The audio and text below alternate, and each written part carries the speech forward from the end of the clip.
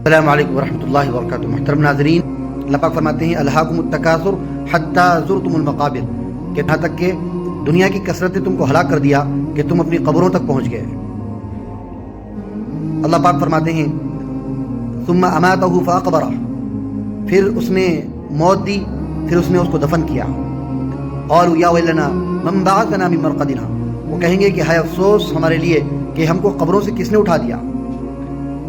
رسول پاک علیہ الصلوۃ والسلام نے فرمایا القبر روضۃ من ریاض الجنہ او حفرۃ من حفر النار، کہ قبر جنت کے باغوں میں سے ایک باغ ہے یا دوزخ کے گڑھوں میں سے ایک گڑھا ہے۔ آپ علیہ السلام نے فرمایا ان القبر اول منازل الاخرہ فان نجا منہ فان بعدہ ایسر منہ وان لم ینج منہ فما بعدہ اشد منہ، کہ قبر آخرت کی منزلوں میں سے پہلی منزل ہے، اگر انسان اس سے نجات پا لیا تو بعد کی منزلیں بھی آسان، اگر انسان کو اس سے نجات نہ ملی تو بعد کی منزلیں بہت مشکل ہے۔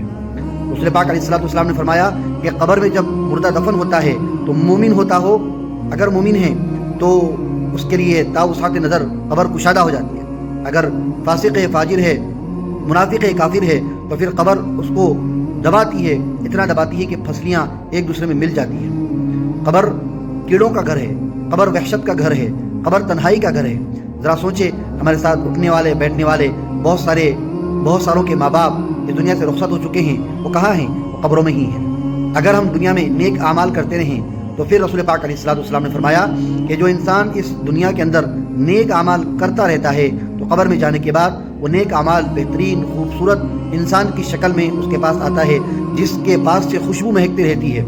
وہ کہتا ہے کہ گھبراؤ نہیں، میں تمہاری دنیا کا نیک عمل ہوں۔ ہم دنیا کے اندر اپنے گھروں کو سجانے میں رہتے ہیں، لائٹ اگر بند ہو جائے تو اس کی روشنی کا انتظام کرتے ہیں، لیکن قبر جہاں ہم کو پتہ نہیں کتنی مدت تک، کتنے سالوں تک سونا ہے، اس کی ہم کو کوئی فکر نہیں۔